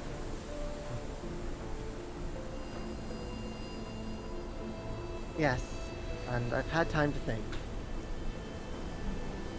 Perhaps what I did was rash, but Oh, you think? to be fair, I am only 41. I'm only a child. Yeah, these are young. I mean, if I mean, Any I don't know others? how... Is that young in elf years? I have another 70 years ahead of me before they consider me an adult. No. I mean, Any... Oh, sorry. Yeah, I didn't want to cut you off, but here's the thing. I understand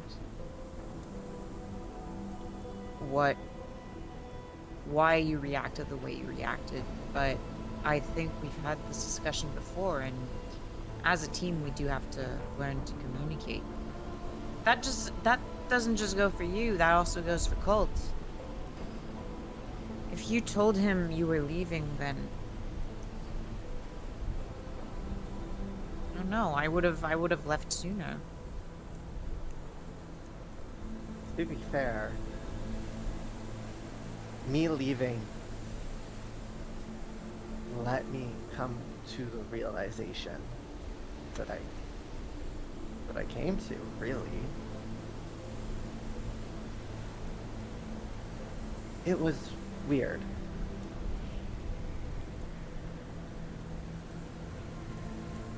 But I think it was necessary. What are you talking about? If you don't mind sharing.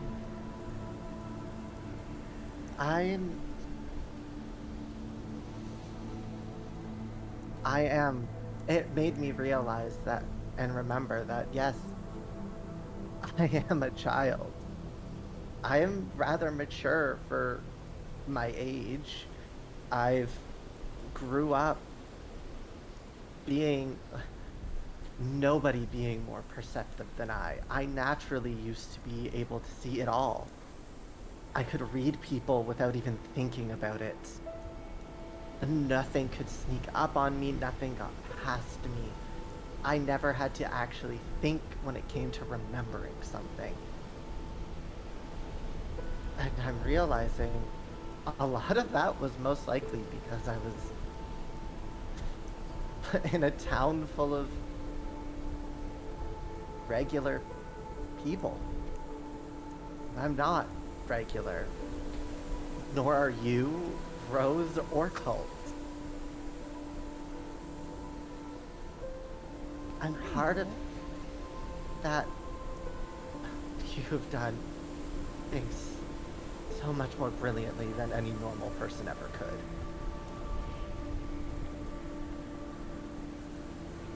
And I realized it on my trek here. At one point, I was, at the beginning, a griffin managed to get the upper hand on me. And I got out of the situation because I thought like Colt, not like Nagheim.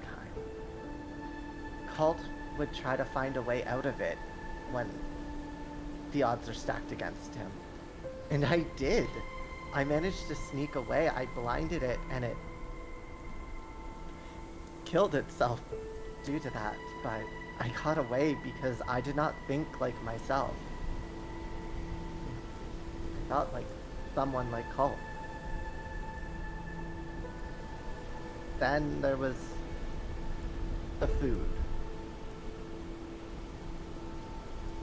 I didn't realize how good of a cook I could be because I've watched Rose. I never realized how hard it was, but I was able to remember how she did it. But it's because of her.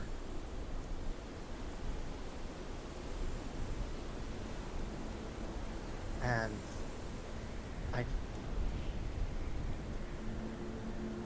mean, when I had set out on my second day, I was thinking of you here.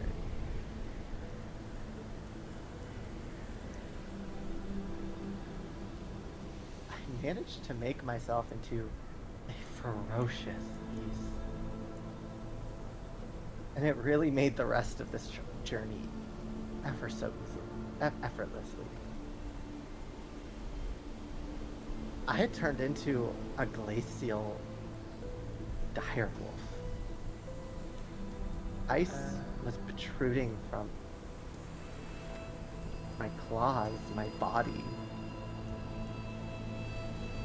And I realized that, well, I should say at first I was cocky. I tried to stay in the form. But I realized it was time I had to think like myself. And I kind of look out a window to a very broken pile of snow. I'm not the type to survive in the wild through ordinary. So I brought back the dome. But I realize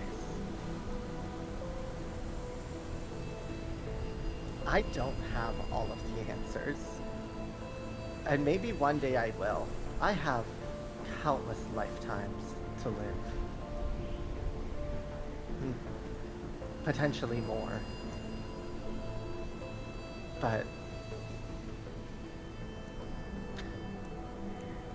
I am stronger with others.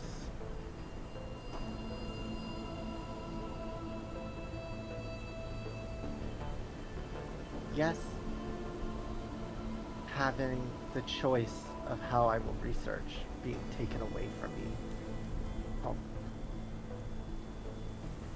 was devastating.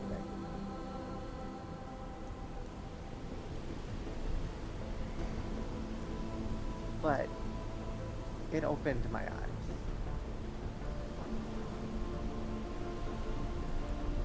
I'm not quite ready to be out on my own. To be fair, I should not even be on this journey. But I'm here.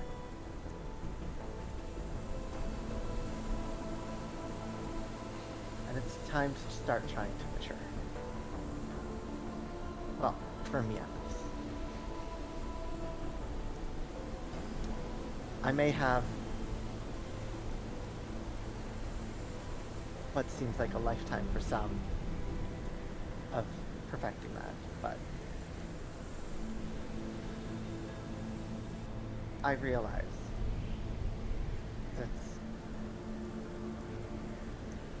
it's time I stop acting like I was some chosen one in a small village. Because I was put there. I'm sure if I grew up around my own people, things would have been much different. They weren't. And I think this helped me realize that.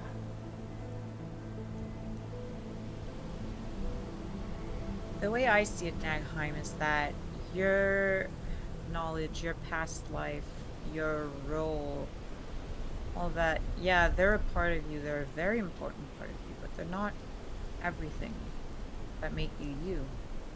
You know? All of the stuff you've accomplished, surviving out here, everything that you've told us, that's as much a part of you, that's all you. As all of that stuff. So. And that was something else I realized. I've been chasing after this approval, this knowledge, this life that was never mine. I left my own behind me.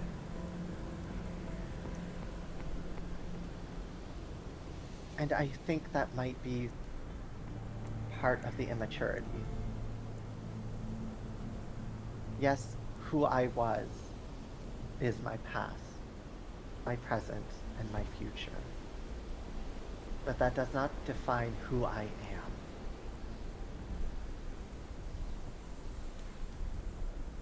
I've always been interested in time. I thought it was because of my past, but no. It is me. It is what I want. And I think it's time to stop focusing so much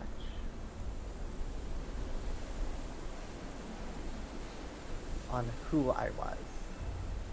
I will learn that one day. I have no doubt. Especially when I start looking into the dodecahedron. But that is not today.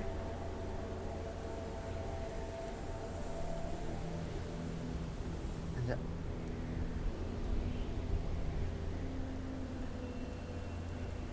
I am sorry for making you worry. Well, I'm glad that you're safe. And I am glad that you took something away from this.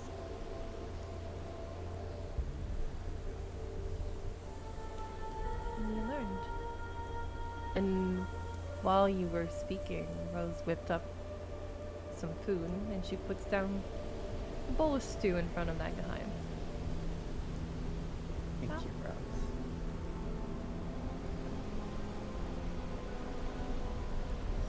You know,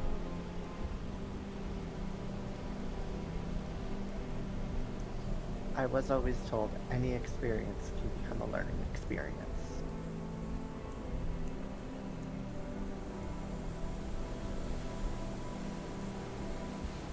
Definitely did not expect this to be one, but I mean, you kind of threw yourself into that on your own there, buddy. sometimes you have to. Oh, yeah. So, just a quick question so that I can make sure we're all safe. Those direwolf tracks outside, those were you as a direwolf? Or is there some Rather other... large. Yeah. Yes, they should be. Oh, Okay. that makes sense. Yeah, good. Because, I got worried there for a moment. I mean, I don't believe anything got past my vision when I was looking out, so it should be mine. But in lands like this, you should always be keeping an eye out anyway. Oh, speaking of keeping an eye, we made a friend along the way who's keeping an eye out for us. Yeah, don't You would freak like to out. meet him? He's sort of Um, unconventional looking, but he's very kind. Do you want to Let come us- outside? Here, we'll I'm introduce just- you. Gonna look through the wall And towards. Rose is gonna pop her head outside and yell, "Hey, Kaka!" And you see the skeletal figure that's kind of towering over top of Cult as they're in the middle of a conversation, just kind of turn like, Hi, everything is fine. There was no wolf or anything. Also, this is my friend Nagaheim. Yeah, they're I'd who say we hi. were looking for them. That's who we were looking for. I don't think it can see through the bubble. she poked her head out. Yeah, but Rose said this is Ro- nighttime. Rose assumes that you did the same thing. Oh God. Anyway, yeah. Yeah, I mean, we're all like this is fine. I understand why you did what you did. But I think Colt's pretty upset in that climb. And when Cult is ready, we will talk. All right, I'm Right. just putting it out there that I've rarely seen him this upset for something. As the eldest of the group, and now that you see the value of age, Nagaheim, may I offer you some wisdom? I think you took. Sure, Rose. Wait, how old? I'm still confused over how the whole elf age thing works. Elves age similar to humans Yeah, until they're preteens. Yeah, I and know then that they stop. they. Yeah, okay. And then elves and preteens tend to be preteens until 14, 15, up until 108 or 109-ish. It varies between 100 and 110. Wait, so you guys are teenagers from 15 to like 100 and something? Mentally, Roughly. emotionally, yes. Physically, it doesn't really look like we're teenagers. Yeah. Okay. Okay. Cool. It would currently guess- be as if you sent a 15-year-old out on an adventure and said good luck. For Like that tale of the Yeah, it is hard to wrap my head around because you're like almost twice my age. But like that story of the kid who goes catching creatures in Pokemon, you know?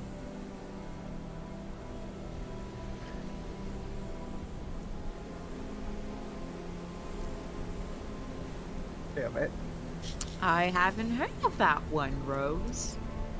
You'll Oh. have to tell me about it at some point, but not now. Okay. But yes. Cool. Well, I'm glad we're back together in any case. I'm gonna go into my room and have an existential crisis because I don't know how years work anymore. Anyway. Years work is normal. Time flows is normal. It's just the elven physiology Yep. doesn't act like regular human physiology. It's like how gnomes and some dwarfs can live hundreds of years. Oh wait, what is that? I'm not even gonna ask. In any case, you remember Nagaheim when we had that fight on the boat, you and I? Yes, and you slapped me or punched me when I was Right. coming out of possession. Yes. I think you and Colt are basically having a very similar fight, whereas one person acted impulsively and the other person reacted, and now, you know, there's emotions flowing, except maybe the roles are reversed.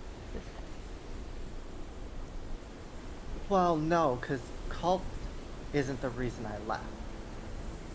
The reason I left was because I had the option to choose stripped from me. I had the future that I had planned for myself stripped from me. However, Right. I reacted in the way of I want to remove myself from what was upsetting me. And I think, and I will talk about this with Cult when he is ready, aka when Chuck is here, that I think Cult did not realize the emotion behind, but I also think Cult does not realize how young I am. And that's fair. And The reason why I'm bringing our fight is just it took us a while for us to be okay. You remember, right? And I'm it's just still taking I'm just a men- while. right. So the reason why I'm mentioning this is perhaps you can look at our fight and maybe there's some takeaways for how you're gonna go into your conversation with Cult. I'm not saying you had exactly the same fight with Cult. I'm just saying maybe there's something to learn. Our fight, that's all. I think you and I are viewing it very differently. I'm viewing it on a very surface level, that's all.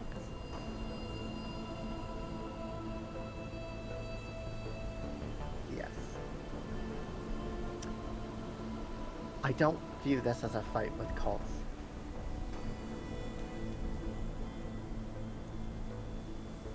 I believe this was emotions being misinterpreted. Almost fight or flight response.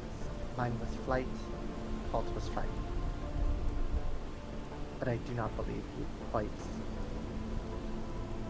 understood, and with his anger did not want to learn more or see more. That's very possible. Which is why I feel when he is ready, we will have a conversation. That's fair. Thank you for this.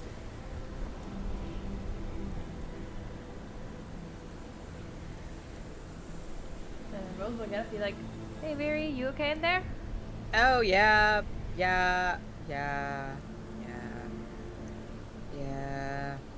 I will be dropping the bubble soon, so we can call the ship. Is the Asian kind of messing with you? The what? Sorry? The age thing? Amongst many other things, yeah. Fine. Think of it like a currency, you know? Currency? Yeah, like you know when you go on different places, sometimes the gold is worth different. Well, it's like that. Years are worth different for elves. Fury's like going like the math lady like gif at this point. She's like, yeah, okay, sure. That was a great analogy coming from Rose. I'm very proud of this one. Alright, well, yeah, I mean, we should probably, yeah, let's, Shall we go? yeah. Hey, Kaka, quick question for you. They're like so far away from you. Kaka! I would walk out and get closer. Okay, well, as you leave the bubble, you look to the sky and you see a thick green cloud of smoke parting the sky above.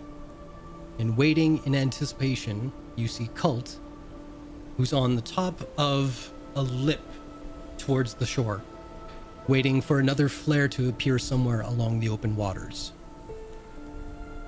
And after the first minute, with nothing in sight, you look to your own flare, the green one that Cult launched, and watch as it begins to dissipate.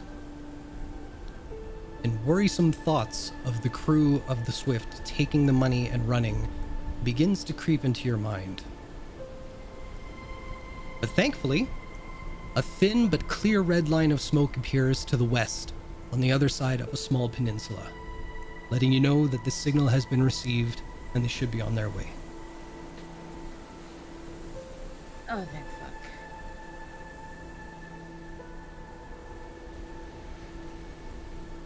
Nighttime will drop the bubble.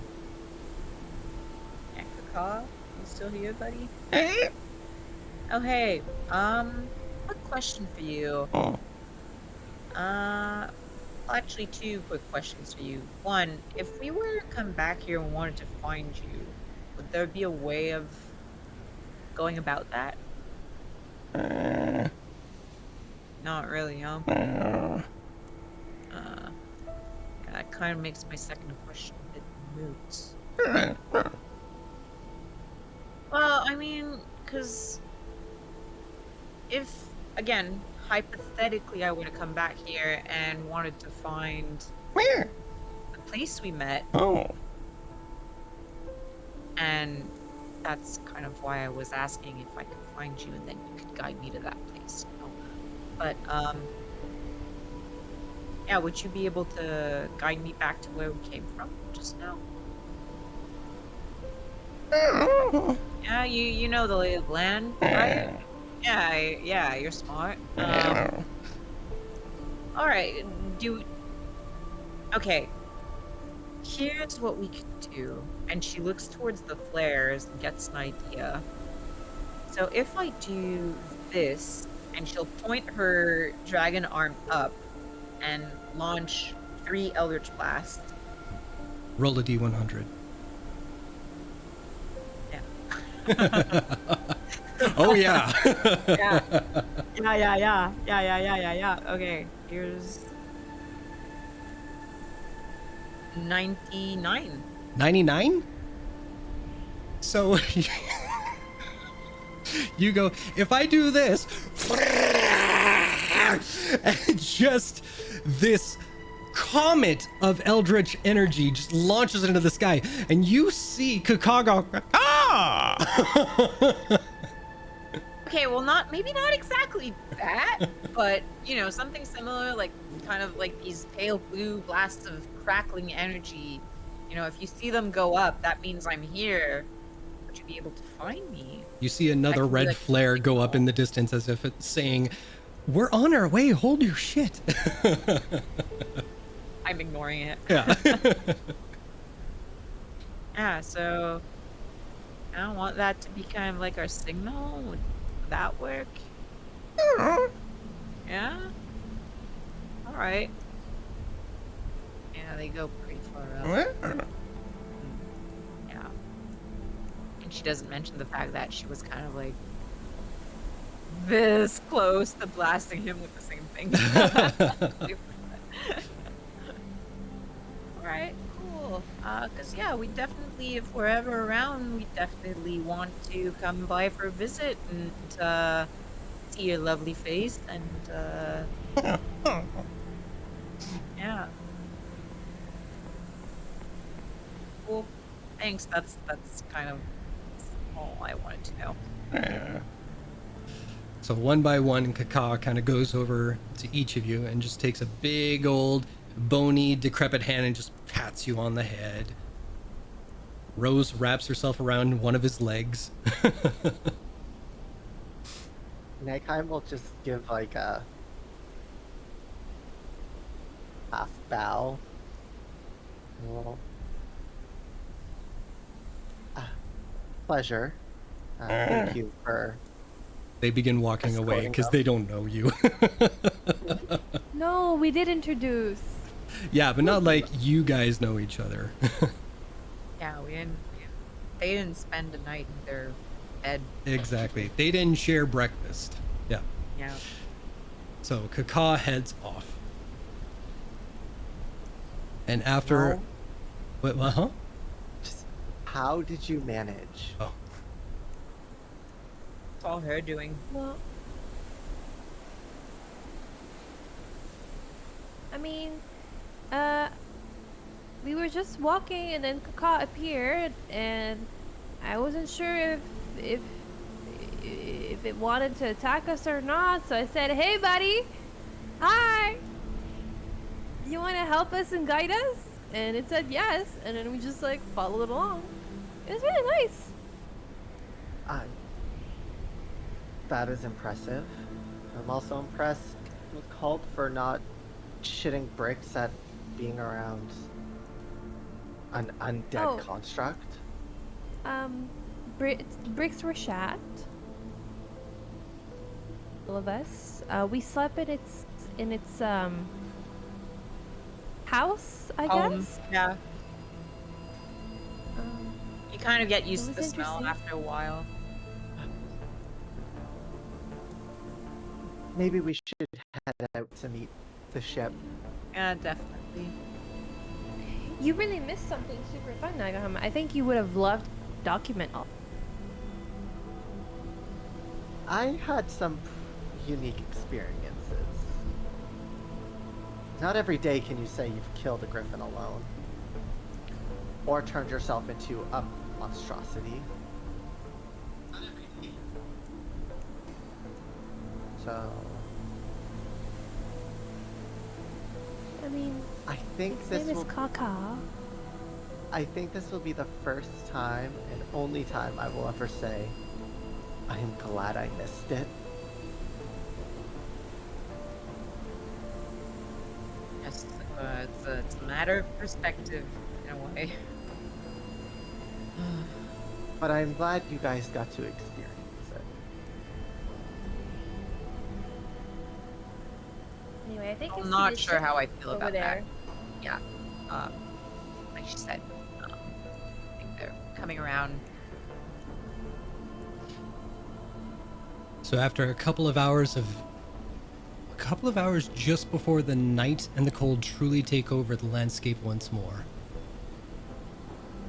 you can see one more flare shoot up from the Swift, letting you know that they are about a mile out from the shore where they left you at the beginning of this journey. One last time, you each have to make your way across the broken ice that divides the land and the ocean. So I will need 3 skill checks to get across safely once more. I would like to attempt to cast Fly Okay. on all of us. That's a 20, it does not work. Fuck. Oh, one thing, I don't know if it'll come into play, but Viria, mark off one of your spell slots for your Eldritch Blast. Oh. Cool. Yeah. Yeah. I tried to cast Fly, it does not work. All right. Fuck. So, how is everybody getting across these icebergs? Well, because these are like icebergs on water, but would there be a large enough like pathway through the water? Because I do have the folding boat we could use. Yeah, for the last or the beginning third for you guys now, it's on foot only. But you'll get to a certain point where, yeah, you can use the boat. It might be a little bit treacherous, but once you get out of there to the rest of it, again, challenges and all that kind of stuff. Okay. So, this first third, what is everybody proposing they do to get across? Is there water that's like unfrozen? Yes. In between, like, all the cracks and everything like that. I would like to touch the water to freeze it because my storm soul from my background allows me to do that. Hey! Roll a D100. It's not magic, it's just We had this Because touch water- conversation water and before, freeze too. it. Anything magical is in itself arcane, so, yeah. 82. 82, that's amazing. So, a little similar to Viria's situation, when you first came here, you freeze the water and it expands to about 100 feet around you so that all the floating icebergs are kind of one solid iceberg now. So I will say, everybody, whatever skill checks for Viri, Nagheim, and Cult, getting across this section will be made at advantage. So good on you. Made it walk the pathway. Yay. Hells yeah. Furia would just use like the sheer like leg strength she has to like brace herself against the slippery ground and just like move forward, You got it. finding the easiest path across for whoever follows her as well. So that's athletics, you said? Yeah, Okay. I'll go for athletics. Cult will kind of do the same, but with acrobatics. Nagheim, what are you doing? Can I just use my brain to mimic their steps? This is more of a physical thing. You can't... Yeah. So, unfortunately, no. Well, since I tried to cast Fly, I don't know if you'll let me try to do Levitate. You can give it a shot. Okay. 90. You levitate so quickly that you swear to God you went off like a goddamn rocket. But the problem is that everybody else is levitating too. Oh, But I can drop them down Okay. because I control it. And then would I be able to break concentration on them without breaking it on myself? I would... Well, okay. If you cast levitate at a higher level, would you be able to affect more than one person? No. Levitate does not get used at a higher level. Okay. So I would say this is a complete concentration thing then. So it's either you got it or you don't. And then I'd have to drop it because we can't move forward. Okay. Fair enough. Mark off your, what, 6th, 7th level? 7th. Okay. All right. Anything else you I want to guess try? I'll just try to follow them. Okay. Using what skill? Whichever you let me. Well, it's up to you. Be creative here. I got nothing other than trying to follow in their footprints. I don't have Perception, maybe? strength. Okay, let's say athletics then.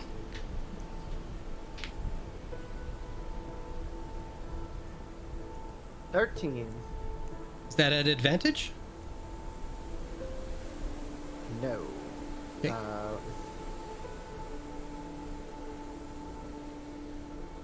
17. 17. Great. So everybody makes it across for the first bit of this journey. But now it breaks apart enough that you can whip out the boat. That's easy enough to do. Yep. Ooh, before I forget, hold on. I'm so sorry. 1 second, you guys. Oh shoot, where's the shit, no, go back. There it is.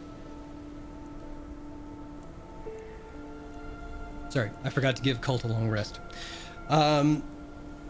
Okay, so the second part of this, another skill check. We're all in the boat now. So as you're passengers of this boat, there are sections of broken icebergs that kind of collide and everything like that. You can find a pathway, but it'll need some expertise from each of you to kind of guide the boat along. So, who would like to do what to help in this situation? I would like to row the boat with the strength of my arms and my biceps. Fuck yes. Awesome. Viri? So as like Rose is rowing along, she sees like Colt freaking out a bit because, you know, oh my god, we're coming close to some pretty big chunks of ice. So Viria would try to persuade Colt that everything's all right and that we're gonna be fine, and that Rose is strong, and that I have experience navigating ish, kind of, which isn't very like convincing considering I have a shit sense of direction, but I have experience aboard boats is what I mean. Which in response, Cult, feeling that inspiration, so to speak, from you, returns it in kind by saying, no, not that left, that left. So he helps you navigate and you help calm his nerves. Colt, I was testing you and you passed the test. I'm very proud of you. So I'll say between just you two, you can have advantage on your skill checks there. So You do... because I was going for persuasion. Yep, you can do persuasion. He will do perception. Okay. Oh, fantastic. Okay. So with advantage, correct? Yeah. Okay.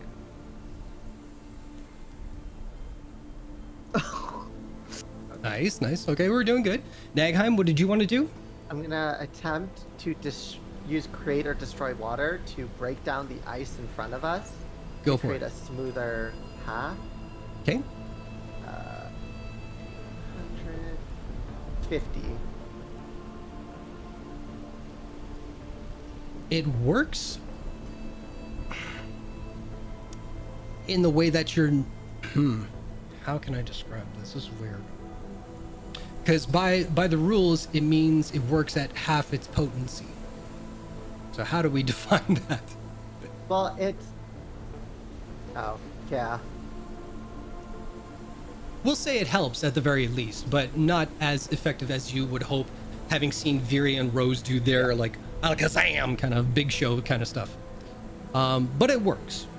I'll give you that. All right, but we've got the last little bit of this trek. The icebergs aren't as large or menacing as you go by them all, but they are enough that they could poke some holes in the boat if you're not careful. So, last round of checks. What is everybody doing? Try the same thing. Okay.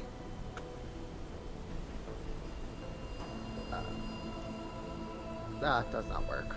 It's the same as last time. I'll give you that. Okay. Yeah. All right. Rose, what are you doing? If I see a menacing block of ice, I will take the oar and just try to push it away. Fair enough. So we'll say that's a strength check. Or athletics, I'll say. Viri, what are you doing? That was exactly what I had in mind as well. Oh, so I'll tell you what. Why don't you guys switch roles? You can take the other oar because there's two. Well, no one's rowing the boat then, is what I'm saying. No, so I'll like say, when we see a block of ice. well, I'll say What would one person you- has to be the lookout for that. One person actually has to row the boat. So, who's doing what? I'll keep rowing. She'll I'll row the keep boat. rowing. You can do the ice thing because that's what you wanted to do. That's great. So Viri, you can row the boat. All right. Cult sees you taking over and he'll go, hey man, good job. Keep up that rowing. Let's go. Hey Rose, do your thing, chicken wing. Like get those icebergs out of the way. So that's a persuasion roll, and he rolled a natural 1, but he gets a 15. Motherfuck this rogue. What a copycat. Oh, it's because of the rogue thing that if you roll under a 10, Yeah. Oh, I know. Yeah. But it's just, I see a 1 and I'm like, haha, you fail. And then he succeeds. Love, hate. Anyway. So I'll get each of you to make athletics or strength throw, whichever one you want. Not bad. Hey, good. 19. Natural 20. Natural 20. Wow. How many has it been? God damn. I don't know. So you literally see like one of those mini icebergs come up and you go, not today, motherfucker! And you baboosh it with an oar. Surprisingly, don't break the oar. But yeah, you shatter every iceberg that even comes close to the boat. So it doesn't even have a chance to pierce your hull. But with that, there has been no better sight to behold in the last few weeks than to see the deck of the Swift once more. You all take stock of each other with silent nods and recognition. Ha! Take 2. You all take stock of each other with silent nods in recognition of good health before, without much fanfare at all, the ship creaks and changes direction southward towards the port of Beesestil.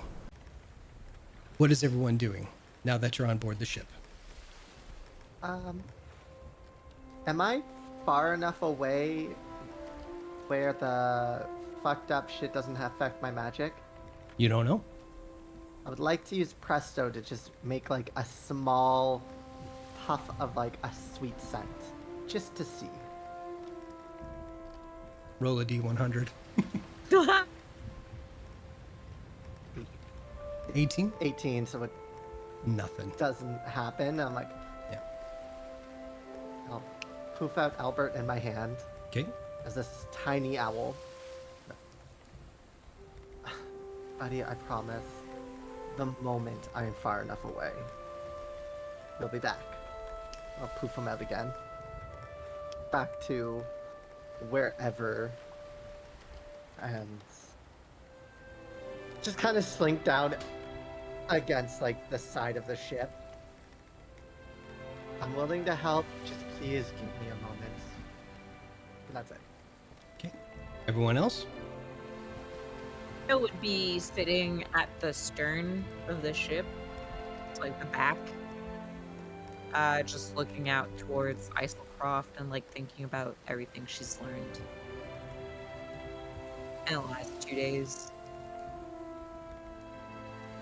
But yeah, she would stay there and just chill there unless someone comes and bother her.